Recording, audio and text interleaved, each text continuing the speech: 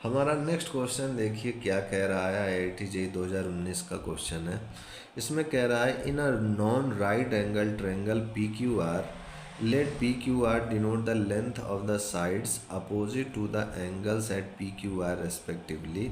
The median from R meets the side PQ at S। The perpendicular from P meets the side QR at E and RS and PE intersect at O।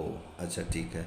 If P equal to √3, Q equal to 1 and the radius of the circumcircle of the triangle PQR equals 1, then which one of the following option is correct. इनमें से कौन सा option सही होगा ये आपसे पूछ रहा है।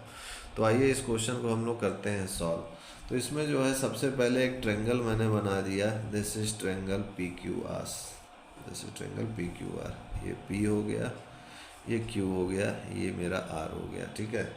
अब उसके बाद देखिए इस ट्रायंगल PQR में इस P का अपोजिट स्मॉल p है और Q का अपोजिट स्मॉल q है और R का अपोजिट स्मॉल r। ये लेंथ दी हुई है।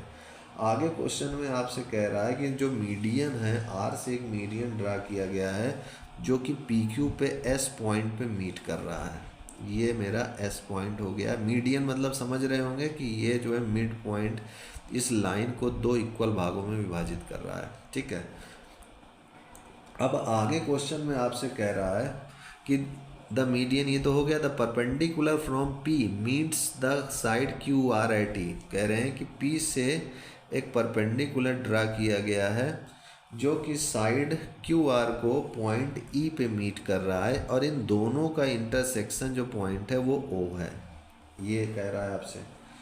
फिर कह रहा है कि यहाँ पर P की वैल्यू अगर √3 हो जाए, मतलब ये √3 हो जाए और Q की वैल्यू 1 हो जाए, तो कह रहा है radius of the circumcircle of the triangle. देखिए radius of the circumcircle of the triangle PQR का जो सर्कम सर्किल का रेडियस है वो 1 के इक्वल दिया हुआ है यहाँ पर, equals 1। Then which one of the following option is correct. तो इनमें से कौन सा ऑप्शन सही होगा। तो आइए एक एक को हम लोग करेंगे और देखेंगे कि इनमें से किन किन का मैच कर रहा है हमारा। ठीक है। तो थोड़ा सा लेंदी प्रॉब्लम है क्योंकि IIT JEE एडवांस के क्वेश्चन लेंदी ही होते हैं अधिकतर। तो आइए चलिए करते हैं इसको सॉल्व। तो यहाँ पर ये तो मैंने नॉन राइट एंगल ट्रायंगल मैंने बना दिया है। यहाँ पर ये ध्यान रखिए कि सर्कम सर्किल का रेडियस दिया हुआ है। सर्कम सर्किल का रेडियस दिया हुआ है। अब चलिए इसको करते हैं। तो बाई साइन रूल सबसे पहले मैं लगाऊंगा, बाई साइन रूल।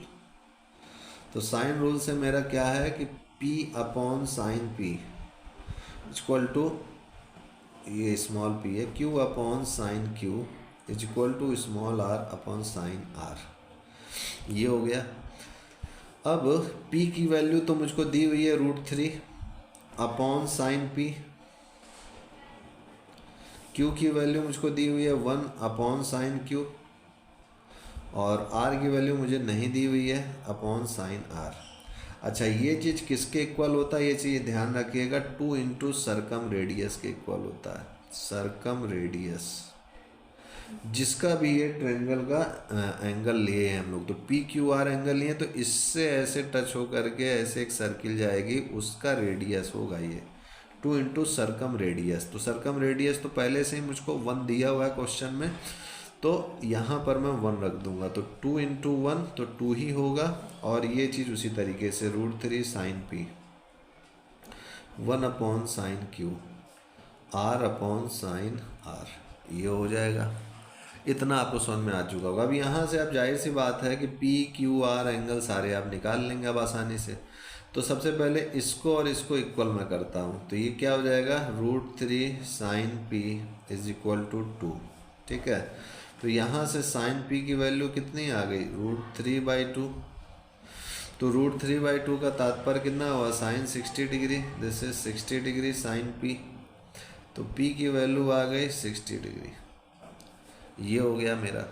अब उसी तरीके से मैं इसको इसके इक्वल करता हूँ, तो 1 upon sine Q is equal to 2। तो साइन Q की वैल्यू कितनी आ गई, 1/2। ये कितना हो गया, साइन 30। तो Q की वैल्यू आ गई 30 डिग्री। ये हो गया मेरा। अब उसके बाद इसको मैं करता हूँ, तो R upon sine R this is equal to 2। अब मुझे आर की वैल्यू की ज़रूरत है, तो अब आप बताइए कि ट्रेंगल के एंगल का सम तो 180 होता है, तो पी मुझे पता है 60, क्यू मुझे पता है 30, तो आर मैं आसानी से निकाल लूँगा। तो 60 30 90, तो आर का मान कितना हो गया? आर का मान जाहिर सी बात है 90 हो जाएगा। लेकिन लेकिन इसमें तो क्वेश्चन में हमको स्ट्रिक्ट कर दिया है कि ये नॉन राइट एंगल ट्रेंगल है, तो नॉन राइट एंगल ट्रेंगल है तो ये तो 90 हो नहीं सकता। तो इसका मतलब क्या हुआ कि ये 60 ना हो करके उससे ज़्यादा एंगल होगा। तो इसके दो पॉसिबल कंडीशन है, क्योंकि साइन की वैल्यू फर्स्ट क्वाड्रेंट और सेकंड क्वाड्रेंट में भी पॉजिटिव होती है। तो यहाँ पर मैं जो है इस √3/2 को जो फर्स्ट क्वाड्रेंट में लिया था, सेकंड क्वाड्रेंट में अगर मैं लिखूँ तो इस साइन 60 को क्या लिख सकता हूँ? साइन पाई माइनस 60, क्योंकि sine pi minus theta sine theta ही होता है। तो पाई माइनस 60 का मतलब क्या हुआ? साइन 180 माइनस 60 यानी 120 साइन पी। तो पी की वैल्यू मेरी 120 आ गई। तो मैं इस पी की वैल्यू को लूँगा 120, ध्यान रखिएगा। तो अगर ये p मेरा 120 होगा तो मुझे पता है कि पी क्यू प्लस आर का मान 180 होगा। तो ये 120 हो गया, ये 30 हो गया, ये आर 180। तो 120 प्लस 30 150, तो आर में कितना हो जाएगा? 180 माइनस 150, तो आर की वैल्यू 30 आ गई। तो ये आर की वैल्यू 30 आ गई मुझको 30 डिग्री। ये पी की वैल्यू मेरी 120 और ये मेरी 30, ठीक है। तो ये चीज़ आप ध्यान रखिएगा कि जो क्वेश्चन में कह रहा है उसको ध्यान से पढ़िएगा, नहीं तो फिर ऐसे चूक हो जाएगी करने में। तो आर की वैल्यू यहाँ पर मैं यहाँ पर लिखूँगा कैपिटल आर, यानी एंगल की value 120 sorry 30 degree. This is 2। तो R equal to sine 30 degree into 2। तो आर की वैल्यू 1/2 इंटू 2 यानी 1 आ गई। तो ये आर की वैल्यू मेरी 1 हो गई। तो इस टाइप से मेरा ये आर की वैल्यू भी 1 हो चुका है। अब जब मुझे आर की वैल्यू 1 मिल चुकी है, क्यू की वैल्यू 1 मिल गई है और पी की वैल्यू √3 मिल गई, तो मुझे निकालना क्या है? यहाँ पर length of O E check out करना है। तो लेंथ ऑफ ओ ई को चेकआउट हम लोग करते हैं। तो ये मेरा ओ ई है, ये मेरा ओ ई है। तो इस ओ ई को मैं कैसे निकालूंगा? तो इस ओ ई को निकालने का कोई सरल तरीका है? यहाँ पर देखा जाए तो मैं यहाँ पर मेरा ये 30 डिग्री है, ठीक है। ये ट्रेंगल 90 डिग्री है। एक तरीका है, क्लास 10th में हम लोग एक फार्मूला पढ़े थे अपोलोनियस थ्योरम, उसका यूज़ करेंगे। लेकिन उसका यूज़ करने से पहले ये आपको दिखाना होगा कि ये भी एक तरीके का मीडियन ही है।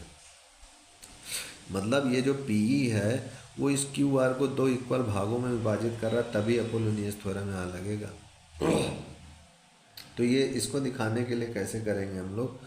जैसे कि मान लीजिए कि ये मेरा r इक्वल टू 1 है, और अगर मैं क्यू ई का मान निकालूं तो आसानी से निकाल सकता हूं। तो आइए क्यू ई को थोड़ा निकाल के देखते हैं। तो मेरा साइन ऐसे Q E upon P Q, यानी ये हो गया मेरा बेस और ये मेरा हाइपोटेन्यूज। तो बेस अपॉन हाइपोटेन्यूज क्या हो जाएगा? बेस अपॉन हाइपोटेन्यूज मेरा हो जाएगा कॉस थीटा, यानी कॉस थीटा यहाँ पर तो मेरा 30 डिग्री है, ठीक है। तो ये 30 डिग्री हो गया, ये बेस हो गया मेरा, और ये मेरा पी क्यू का मान हो गया। तो यहाँ से क्यू ई कितना हो जाएगा? P Q into cos 30 degree, और पी क्यू कितना है? 1 है, 1, और कॉस 30 डिग्री का मान √3/2। तो क्यू ई की वैल्यू आ गई √3/2। तो जाहिर सी बात है कि यहाँ से यहाँ तक की वैल्यू √3 है, और ये √3 का आधा आ रहा है। तो इससे सिद्ध हो गया ना कि ये पॉइंट ई जो है एक तरीके से मिड पॉइंट भी है। तो ये मिड पॉइंट है, तो ये भी √3/2 ही होगा। बस अब इतना हमने पता कर लिया कि ये मीडियन दिया हुआ था और ये मीडियन हो गया, क्योंकि मैंने दिखा दिया कि ये मिड पॉइंट है, क्योंकि इसकी लेंथ इसके बराबर है। तो अब मैं आसानी से ये कह सकता हूँ, यहाँ पर लिखूँगा कि since R S and P E R median of triangle P Q R, so O क्या हो जाएगा? O is centroid of the triangle P Q R, ये सेंट्रॉइड हो जाएगा। तो जाहिर सी बात है कि अब ये जो ओ पॉइंट है वो क्या हो चुका है, सेंट्रॉइड हो गया है। सेंट्रॉइड क्या होता है कि मीडियन का इंटरसेक्शन पॉइंट, ठीक है। तो ये हो गया मेरा। अब जब इतना हो गया पॉइंट, तब यहाँ पर मैं जो है अपोलोनियस थ्योरम का यूज़ करता हूँ। तो यहाँ लिखूँगा फ्रॉम अपोलोनियस थ्योरम। तो अपोलोनियस थ्योरम से मेरा हो जाएगा, अपोलोनियस थ्योरम क्या कहता है कि अगर कोई ट्रायंगल पी क्यू आर है तो ये जो पी ई है और ये जो मेरा पी ई के बाद ये जो मेरा क्यू ई है, इनका स्क्वायर का सम 2 टाइम्स किसके इक्वल होगा, पी क्यू स्क्वायर और पी आर स्क्वायर के। मैं यहाँ लिख देता हूँ कि अपोलोनियस थ्योरम कहता है कि 2 times of P E square plus Q E square is equal to P Q square plus P R square. तो ये चीज़ याद रखिएगा, भूलिएगा मत, ये क्लास 10th में आप लोगों को पढ़ाया गया है। तो यहाँ पर 2 टाइम्स ये पी ई स्क्वायर, ये पी ई की लेंथ अब मुझे पता करनी होगी और उसके लिए मेरे को क्यू ई, देखिए यहाँ पर ये क्यू ई की तो मुझे पहले से ही पता है √3/2। तो यहाँ लिखूँगा P E square plus Q ई मुझे पहले से पता है तो √3/2 का होल स्क्वायर। अब पी क्यू तो मुझे पहले से ही पता है जो कि 1 है, और पी आर ये भी 1 है। तो यहाँ मैं लिख दूंगा 1 का स्क्वायर 1, 1 का स्क्वायर 1। तो ये तो हो जाएगा 2 कैंसिल आउट हो जाएगा। तो P E square is equal to हो जाएगा मेरे पास, पी ई स्क्वायर मेरा सिंपली हो जाएगा, इसको मैं लिखूँ तो यहाँ 1 माइनस ये इधर जाएगा तो 3/4 हो जाएगा। तो इसको सॉल्व करूँगा तो 4 - 3 तो ये 1/4 आ गया। तो पी ई की वैल्यू आ गई 1/2। अब जब पी ई की वैल्यू मेरी 1/2 आ गई, ये वाली लेंथ मेरी पी ई की वैल्यू पूरी की पूरी 1/2 आ चुकी है। तो इसका मतलब क्या हुआ, यहाँ पर लिखूँगा देयरफॉर ओ ई कितना हो जाएगा, ये वाला मान ओ ई, ये ओ ई। तो ये जो है अगर पी ई की वैल्यू पूरी की पूरी मेरी 1/2 आ गई है, तो यहाँ मैं क्या लिखूँगा कि O डिवाइड्स पी ई इन 2:1। जो O है वो पी ई को कितने रेशियो में डिवाइड कर रहा है, 2:1 में। तो O ई क्या होगा मेरा 1/3 of P E, 1/3 of P ई। कैसे होगा सर, क्योंकि ये सेंट्रॉइड है और सेंट्रॉइड जो है इस पी ई को 1/3 में, ओ ई जो है 1/3 ऑफ पी ई हो जाएगा। और पी ई मेरा क्या है, दैट इज पी ई मेरा 1/2 है। तो ये ओ ई का मान आ गया 1/6 यूनिट। तो 1/6 यूनिट जो यहाँ पर लिखा हुआ है 1/6 यूनिट, ये मैच कर रहा है, यानी ए ऑप्शन इसका सही है।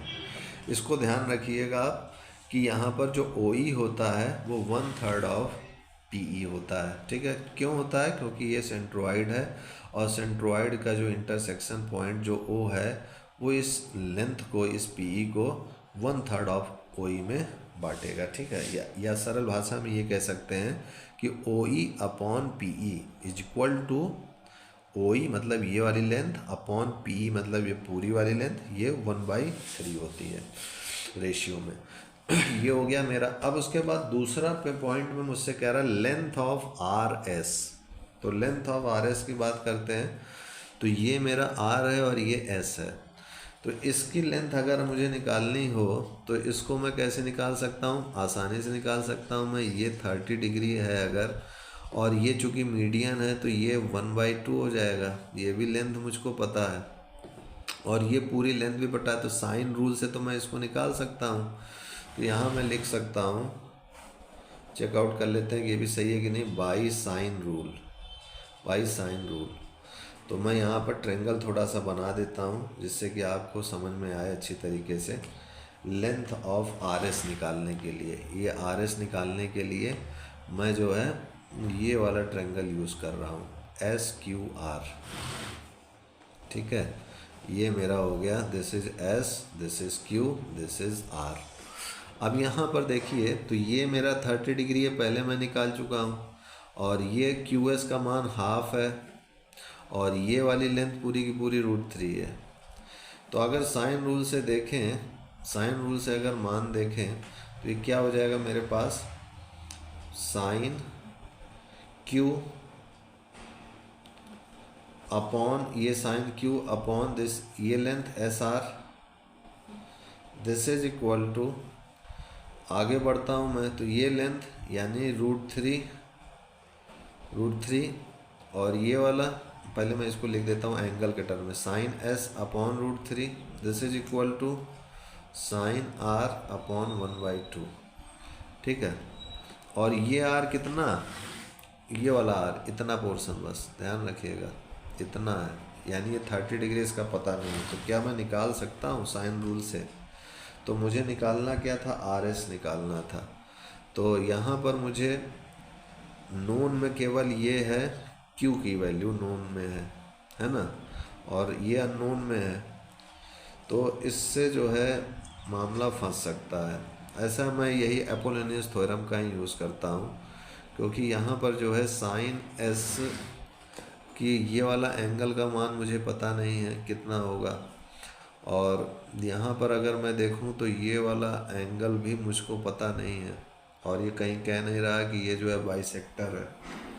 केवल ये चीज़ मुझको पता है, और ये वाला लेंथ पता है, और ये वाला लेंथ पता है, और ये कहीं कह नहीं रहा कि ये 90 डिग्री है कि मैं ये निकाल पाऊँ। तो इसलिए अपोलोनियस थ्योरम बेस्ट है, इसी का यूज़ करते हैं। ठीक है, तो आइए नेक्स्ट पेज में चलते हैं और अपोलोनियस थ्योरम का यूज़ करते हैं। यहाँ लिखूँगा बाई अपोलोनियस थ्योरम। ऐसे केसेस के लिए यही फॉर्मूला ठीक है। तो अपोलोनियस थ्योरम इसमें कैसे लगाऊंगा मैं? तो ये देखिए यहाँ पर ये मेरा ट्रायंगल हो गया, और पूरा कंप्लीट मैं बना देता हूँ फिर से नया फिगर में। ये मेरा ट्रायंगल हो गया, this is P Q are और ये एस। तो यहाँ पर ये मेरा 1 था मान, ये मेरा 1 था, this is small q small r small p √3 था। ये मेरा 30 डिग्री था, ये मेरा 30 डिग्री था, ये मेरा 120 डिग्री था। मुझे आर एस चाहिए था। यहाँ से एक परपेंडिकुलर ड्रा किए थे, इनका इंटरसेक्शन पॉइंट ये ओ था और ये मेरा ई था। ठीक है, ये 90 डिग्री था और ये इसके इक्वल है, ये इसके इक्वल है। तो बाई अपोलोनियस थ्योरम मैं इस्तेमाल करूँगा, तो 2 times of P S square plus this is R S square equal to P S और आर एस स्क्वायर का सम हो गया, और ये हो जाएगा P R square plus Q R square. इस बार मैंने ये ट्रायंगल लिया है, ये ट्रायंगल पूरा लिया, इसमें से ये दोनों साइड्स ली है, और इन दोनों साइड्स का ये मीडियन गया है, ये वाला मीडियन गया है, और ये वाला एक साइड ले लिया पी एस। ठीक है, और उससे पहले जब अपोलोनियस थ्योरम लगाया था तो मैंने कौन सा मीडियन लिया था, ये वाला मीडियन लिया था पी। ठीक है ना, ध्यान रखिएगा। तो 2 times of P S square plus R S square equal to P R square plus Q R square. तो यहाँ पर मुझको जो है पी एस की वैल्यू मुझको दी हुई है कि ये जो है मिड पॉइंट है, तो ये हाफ है, तो ये भी हाफ होगा, यानी पी एस की वैल्यू 1/2 का स्क्वायर, और आर एस तो मुझे निकालना ही है, तो आर एस स्क्वायर, और पी आर मुझको दिया हुआ है जो कि 1 है, और क्यू आर मुझको दिया हुआ है जो कि √3 का स्क्वायर है। ये हो जाएगा, तो ये हो जाएगा 2 times this is 1/4 plus R S square equal to 1 plus √3 का स्क्वायर यानी 4। तो ये हो जाएगा मेरे पास √3 का स्क्वायर यानी 3, मैं डायरेक्ट 3 + 1 4 लिख रहा था। ये हो गया मेरा। अब यहाँ सॉल्व करूँगा मैं, तो ये हो जाएगा मेरे पास 3 + 1 4, ये 2 इधर अपॉन में आएगा, और 1/4 प्लस आर एस स्क्वायर, तो ये हो जाएगा मेरे पास 2। तो ये हो जाएगा R S square equal to 2 minus इधर आएगा 1/4, तो 4 × 2 = 8, 8 माइनस 1/4, तो ये हो जाएगा मेरे पास 7/4। तो आर एस हो गया √7/4 यानी √7/2। तो √7/2 यूनिट्स, √7/2 यूनिट्स, ये सही है, ऑप्शन बी इज करेक्ट। तो देखिए हमारे क्लास 10th का अपोलोनियस थ्योरम कितना काम आ रहा है। कोई सोचा भी नहीं होगा कि IIT JEE के एडवांस क्वेश्चन में क्लास 10th का अपोलोनियस थ्योरम भी यूज़ हो सकता है। तो आप क्लास 10th के जो भी अच्छे खासे थ्योरम हैं उनको भी कंठस्थ करके रखिएगा। अब इसके बाद देखिए ये वाला पार्ट हो गया मेरा, तो मुझे अब नेक्स्ट पार्ट चेकआउट करना है। नेक्स्ट पार्ट में मेरा क्या कह रहा है, area of SOE। Area of SOE को मुझे चेक करना है, और फिर उसके बाद है रेडियस ऑफ इन सर्किल। तो आइए radius area of SOE check करते हैं। तो एस ओ ई को चेक करने के लिए थोड़ा सा इसको समझते हैं, इसको ज्वाइन कर देते हैं ऐसे। तो ये ट्रेंगल हो गया, ठीक है। और जब ये ट्रेंगल हो गया तो मैं क्या करता हूँ कि यहाँ से एक परपेंडिकुलर ड्रा करता हूँ। ये परपेंडिकुलर मैंने ड्रा कर दिया और इस पॉइंट को मैं नाम दे देता हूँ अपने तरफ से एम, ठीक है। ये मैंने एम नाम दे दिया। तो मुझे पता है, थोड़ा सा इसको फिगर को समझने का प्रयास कीजिएगा। मैं इधर बड़ा सा बना रहा हूँ ताकि आपको समझ में आए। ये मेरा ट्रेंगल है, देखिए पी क्यू ई, मुझे बस इतने ही पोर्शन की ज़रूरत है। और ये मेरा ओ है और यहाँ से ये ऐसे ओ से ये एस पॉइंट है। यहाँ से मैंने एक परपेंडिकुलर ड्रा किया है और इसको नाम मैंने एम दे दिया है। और ये मेरा लाइन है। मुझे ये जो शेडेड पोर्शन है इसका मुझे जो है सबसे पहले एरिया निकालना ये कह रहा है। तो area of triangle S O E कितना हो जाएगा, हाफ बेस इंटू हाइट हमने पढ़ा है। तो हाफ बेस, ये तो मेरा देखिए ये पूरा का पूरा कितना हो गया, ये पूरा का पूरा मेरा एल्टीट्यूड हो गया जो मैंने अपनी तरफ से माना है। अब जब ये एल्टीट्यूड हो गया और तो यहाँ मैं लिखूँगा एस एम, और इसका बेस कितना है, इस ट्रायंगल का बेस ये ओ ई है। तो ओ ई ये मैंने लिख दिया।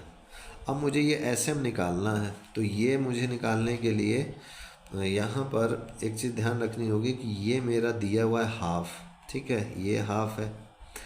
और क्या कहते हैं कि ये मेरा 90 डिग्री है, ये मेरा 90 डिग्री है और ये हाफ है। तो मैं एस एम निकाल सकता हूँ, देखते हैं।